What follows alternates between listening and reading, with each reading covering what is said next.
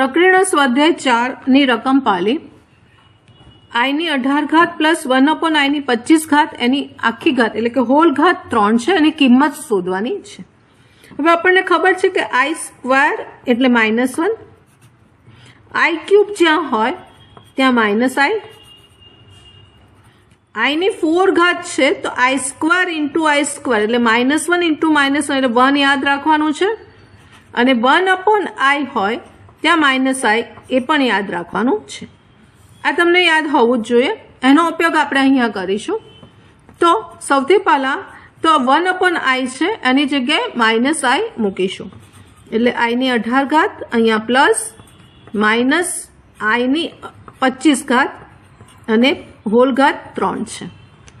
હવે અહીંયા જે 18 અને 25 ઘાતો છે એના બે ભાગ પાડીશું। પહેલા 25 ના કરીએ તો i ની 18 એમને એમ, સાથે સાથે 25 અયુગ્મ ઘાત છે એટલે આ માઇનસ એ બહાર આવશે એટલે 12 અને પછી લખીશું i ની 24 ઘાત, બે ભાગ પાડીશું અને i ની 1 ઘાત। 25 ના બે ભાગ પાડીશું 24 અને 1।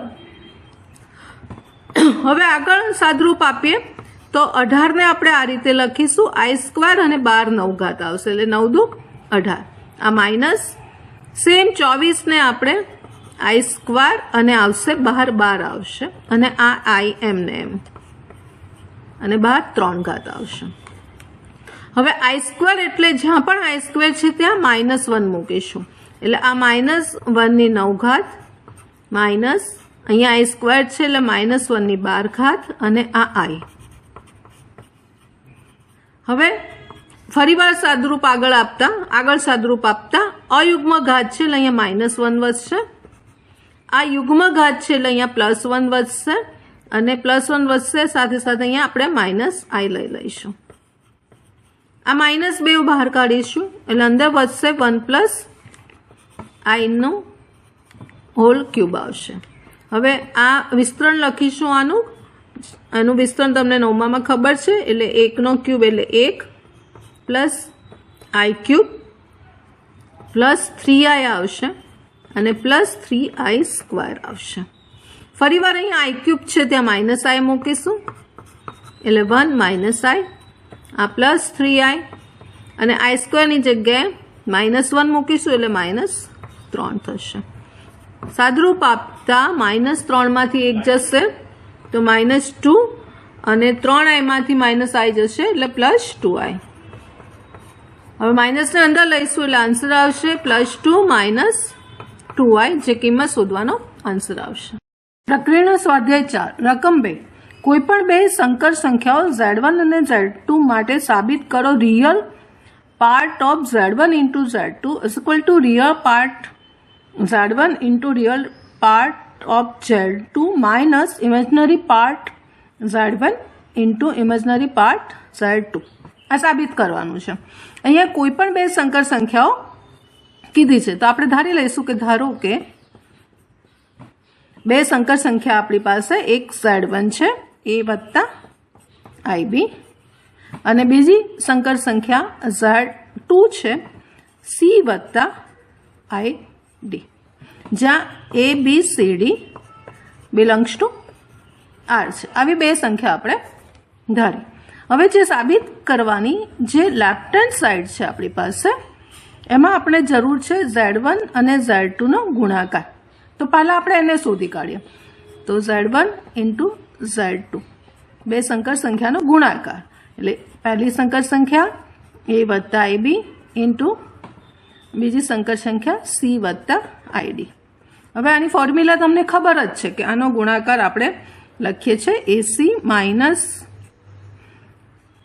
bd અને plus i into ad plus bc આ લખીએ છીએ, આપણને ખબર જ છે। એટલે આ બે સંકર સંખ્યાનો આપણી પાસે ગુણાકાર છે। હવે જે આપણી લેફ્ટ સાઈડ છે એને લખીએ તો લેફ્ટ સાઈડ આપણી પાસે છે real part of z1 into z2। હવે આ જે આપણી પાસે સંકર સંખ્યા આવી એનો વાસ્તવિક ભાગ વાસ્તવિક ભાગ એટલે ખબર છે તમને, આઈ વગરનો જે પાર્ટ હોય એને વાસ્તવિક ભાગ કહેવાય.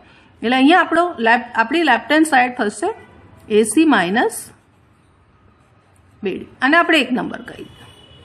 હવે આપણે રાઈટ બાજુ છે એમાં જવાનું છે, તો એમાં આપણને જોઈએ છે real part of Z1 into real part of Z2, એવું લખીએ છીએ. સીધું રાઈટ સાઈડ લખી કાઢીએ. તો રાઈટ હેન્ડ સાઈડ છે રિયલ પાર્ટ ઓફ Z1, એટલે આ Z1 નો રિયલ પાર્ટ કયો છે? A છે, એટલે A અહીંયા આવશે. પછી રિયલ પાર્ટ ઓફ Z2, એટલે આ Z2 નો રિયલ પાર્ટ શું છે? C છે, એ ગુણાકારમાં છે એટલે AC આવશે. પછી માઇનસ, બાદ બાકી છે, માઇનસ છે. ઇમેજનરી એટલે કે ઇમેજનરી પાર્ટ ઓફ Z1, એટલે આ Z1 નો જે કાલ્પનિક ભાગ છે એ B છે, કાલ્પનિક ભાગ B છે, ખાલી B જ લખવાનો છે એટલે અહીંયા B આવશે. અને ઇન્ટુ ઇમેજનરી એટલે કાલ્પનિક ભાગ Z2 નો કાલ્પનિક ભાગ લખીશું અહીંયા, તો Z2 નો કાલ્પનિક ભાગ છે D છે, એટલે અહીંયા આવશે BD. આને 2 નંબર કહીએ. તો તમે જોઈ શકો છો 1 બરાબર 2 છે, મતલબ જે આપણે સાબિત કરવાનું છે એ અહીંયા સાબિત થઈ જાય છે. પ્રકરણના સ્વાધ્યાય 4 એની રકમ number 3, 1/1 minus 4i minus 2/1 plus i ગુણાકારમાં 3 minus 4i upon 5 plus i ને પ્રમાણિત સ્વરૂપમાં મૂકો. અહીંયા જે પણ વ્યસ્ત સંકર સંખ્યાઓ છે એનું પહેલાં આપણે ફોર્મ્યુલા પ્રમાણે સાદુરૂપ આપીશું. ધારો કે અહીંયા છે 1/1 માઇનસ 4i, પછી 2 ગુણ્યા એટલે 1/1 પ્લસ i, પછી 1/5 પ્લસ i, એનું સાદુરૂપ આપણે એ ફોર્મ્યુલાથી આપીશું. તો એ ફોર્મ્યુલા શું છે કે ધારો કે z બરાબર a વત્તા i b એ એક સંકર સંખ્યા છે, તો એનું ઇન્વર્સ જોઈએ છે, એટલે કે z ની -1 ઘાત, એટલે કે 1/z ની ફોર્મ્યુલા જોઈએ છે, એટલે કે 1/a વત્તા ib આપણે શોધવાનું છે. તો એનું ફોર્મ્યુલા છે 1/z. જ્યારે શોધવાનું હોય તો z ની જે સંકર સંખ્યા છે એની અનુબંધ સંકર સંખ્યા, નીચે z નો માનાંક અને એનો વર્ગ, આ આપણને મળશે 1/z. આ ફોર્મ્યુલાને યાદ રાખવાની છે, એટલે કે 1/ સંકર સંખ્યા હોય તો આ ફોર્મ્યુલાનો ઉપયોગ કરીશું. અહીંયા આપણે ધારો કે એક સમજી લઈએ, ધારો કે અહીંયા 1/1 આ સંકર સંખ્યા છે, 1/1 માઇનસ 4i છે, એનું સાદુરૂપ મારે આ પ્રમાણે આપવું છે. તો આ પ્રમાણે આપવા જઈએ તો પહેલાં ઉપરનું લખીએ, તો જે સંકર સંખ્યા છે એની અનુબંધ સંકર સંખ્યા, આપણી પાસે સંકર સંખ્યા છે 1 માઇનસ 4i, એની અનુબંધ સંકર સંખ્યા આવશે 1 પ્લસ 4i. આ મુકાઈ ગયું.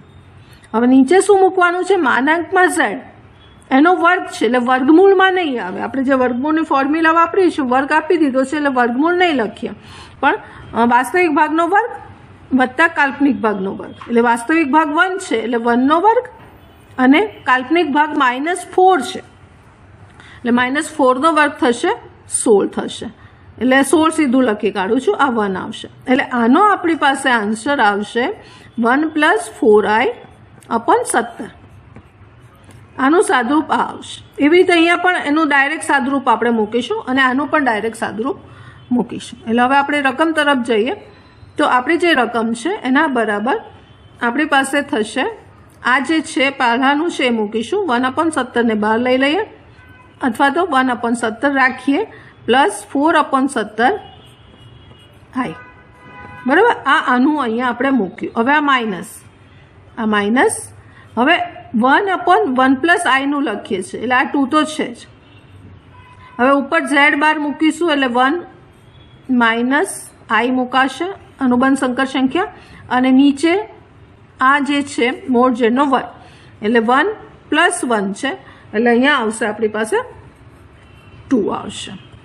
આ પહેલાંનું પતી ગયું, આ પહેલાંનું સાદું અહીં પતી ગયું. હવે બીજા માટે જઈએ. બીજા માટે આ પહેલી જે સંકર સંખ્યા છે એને તો એમને લખી લઈશું, 3 માઇનસ 4i એમને લખીએ. બરાબર, હવે આની અનુબંધ સંકર સંખ્યા આવશે 5 માઇનસ i, આ z બાર, નીચે છે મોડ z નો વર્ગ, એટલે 5 નો વર્ગ 25 આવશે, અને 1 છે એટલે 25 વત્તા 1 એ 26 અહીંયા આપણી પાસે બચશે. હજી આગળ આપણે સાદુરૂપ આપીએ તો આ 2 ઉડી જશે અને આ જે આઈ વગરના પદ છે એટલે 1/17 છે અને આ -1 છે એને આપણે ભેગા લખીએ. પછી આઈ વાળા પદો છે એટલે પ્લસ 4/17 અને માઇનસ પ્લસ આઈ એટલે 1 છે +1 અને આઈને બહાર લખીશું આ રીતે. હવે અહીંયા 1/26 ને બહાર લઈએ, બાકીના જે ગુણાકાર છે એ લખી કાઢીએ.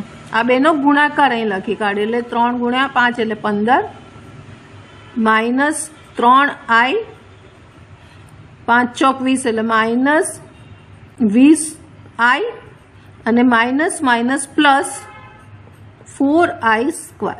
આવું અહીંયા વધશે.